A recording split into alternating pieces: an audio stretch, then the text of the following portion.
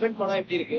நான் வந்து எப்பவுமே சஸ்பென்ஸ் த்ரில்லர்ஸு என்ன சைக்கோ த்ரில்லர்லாம் பார்க்குற ஒரு அந்த படங்கள் பார்க்குற விரும்பி தான் நான். அதனால வந்து இந்த படம் எப்படி இருக்குன்னு போய் பார்க்க வந்தோம். ஃபர்ஸ்ட் ஆஃப் ஒருத்தர் பார்த்தீங்கன்னா கொலைகள் நடந்துகிட்டே இருக்கு. ஒரு 7-8 கொலைகள் நடந்தது. எந்த எவிடன்ஸ் இல்லாமே அந்த சைக்கோ கொலை பண்ணிக்கிட்டு இருக்கான். யாருன்னா அந்த சைக்கோ எப்படா கொலை பண்ணுறான்னு சொல்லிட்டு ஒரு நம்மளுக்கே ஒரு கன்ஃபியூஷன் ஆகும். அந்த மாதிரி வந்துன்னா ஒரு ஒரு என்ன சொல்றது, ஒரு பேரலான ஒரு லைனை பிடிச்சி அப்படியே கொலைகள் மாறி மாறி போயிட்டு இருக்குது. ஹீரோ வந்து பார்த்தீங்கன்னா நவீன் சந்திரா, அவர் வந்து ஒரு எஸ்ஐ, இவர் தான் கண்டுபிடிக்கிற பொறுப்பு வருது. சரி, இந்த பொறுப்பு அவர் கண்டுபிடிச்சாரான்னு பார்க்கும்போது இன்டர்வல் பார்த்தீங்கன்னா சரியான ஒரு ட்விஸ்ட் கொடுத்துருக்காங்க. அதுக்கப்புறம் படம் இன்டர்வல் வர வந்து ஓகே ஆவரேஜா அப்படி சொல்லலாம். ஆனா இன்டர்வல் இப்படி படம் பறக்குதுன்னு தான் சொல்ல முடியும். அந்த கொலையாளி வந்து நம்ம கிட்ட தான் இருக்கான், நம்ம கிட்ட தான் நெருங்கிட்டான்னு சொல்லும் போது நம்மளுக்கு வந்து ட்விஸ்ட் மேல ட்விஸ்ட் ரொம்ப என்கேஜ் ஆகி யாரா இருக்குன்னு நம்மளை வந்து மண்டைய மூளையை கசக்க விட்டுட்டாங்கன்னு தான் சொல்ல முடியும். அதை பண்ணும்போது சரி இவன் தாண்டா நம்ம வில்லன் அப்படின்னு சொல்லிட்டு கெஸ் பண்ணி முடிக்கிறோம். அந்த இடத்துல வந்து பாத்தீங்கன்னா இவனும் இல்லடா இதுக்கு மேல ஒருத்தர் இருக்கான்னு சொல்லிட்டு அந்த இதை ரிவீல் பண்ண விதம் வந்து ரொம்ப நல்லா இருந்துச்சு. கடைசியில பார்த்தா இவன் தான் வில்லனான்னு சொல்லிட்டு நம்மளுக்கு ஒரு சஸ்பென்ஸ் வச்சிருப்பாங்க பாருங்க. அது வந்து பார்த்தீங்கன்னா ரொம்ப நல்லா இருந்துச்சு. அதனால என்ன பார்த்தல வெளியில வரும்போது ஓகே நல்ல படத்தை பார்த்தோம்னா திருப்தியில தான் வெளியில வந்த மாதிரி இருந்துச்சு சொல்ல முடியும்.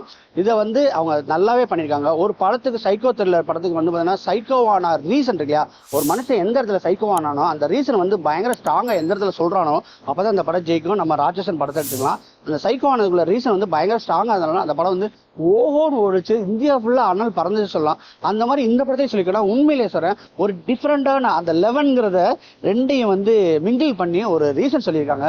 அந்த ரீசன் உண்மையிலே வேலிடா இருக்கு. ரொம்ப யோசனை பண்ணிட்டு இந்த மாதிரி ரீசன்லாம் கிடைக்காதெல்லாம் அலைஞ்சுக்கிட்டு இருக்கோம். இந்த மாதிரி இடத்துல வந்து ஒரு சரியான ரீசனை கொடுத்ததுனால வந்து இந்த படம் வந்து ஒரு நல்ல மூவியை பார்த்துட்டோம். ஏன்னா சைக்கோனா ரீசன் வந்து ஒரு சில படத்துல பார்த்தீங்கன்னா ஒண்ணுக்கு மூஞ்சில் அடிச்சான்னு சொல்லிட்டு சைக்கோ ஆயிரும். ஸோ அதெல்லாம் வந்து என்ன பரவாயில்லடா போனா அடிச்சு போறான், மூஞ்சியை கழுவிட்டு போகலாம், 2 தடவை குளிக்கலாம், என்ன சொல்றது ஸ்ப்ரே அடிச்சுக்கலாம், ஃபேர் லவ்லி அடிச்சுக்கலாம், வந்துடலாம். ஆனா சைக்கோ ஆயிட்டான்னு சொல்லுவாங்க, அதெல்லாம் ஏத்துக்க முடியல. ஆனா இந்த படத்துல சைக்கோ ஆன ரீசன் வந்து கொஞ்சம் ஸ்ட்ராங்காவே இருந்துச்சு சொல்ல முடியும். அதனாலதான் இந்த படம் வந்து பாக்குறதுக்கு ரொம்ப இனிமையான படம். ஸோ 3 படம் பார்க்க வரீங்க, 3 படத்தை வந்து கம்பேர் பண்ணி அந்த ரேட்டிங் மூணுமே வந்து வேற வேற ஜானர். நம்ம வந்து ரேட்டிங் பண்றதை தாண்டி இது வந்து பாத்தீங்கன்னா சைக்கோ த்ரில்லர். என்ன படம் கேட்டீங்கன்னா 11. மாமன் பாத்தீங்கன்னா ஃபேமிலி டிராமா. அந்த படம் பாத்தீங்கன்னா டிடி பாத்தீங்கன்னா ஒரு ஹாரர். இந்த 3 படமே வேற வேற ஜானரா இருந்தாலும் எனக்கு வந்து ரொம்ப பிடிச்சது அப்படி சொன்னோம்னா ஃபேமிலி ஓரியன்டா இருக்கும்போது மாமனும், 11 பாத்தீங்கன்னா த்ரில்லரும். எனக்கு ரெண்டுமே இந்த படம் வந்து எனக்கு திருப்தி அளிச்சுன்னு சொன்னேன். ஆனா அந்த ஹாரர் ஜானரை தொட்ட டிடி வந்து எனக்கு திருப்தியா இல்லைன்னு சொல்றேன்.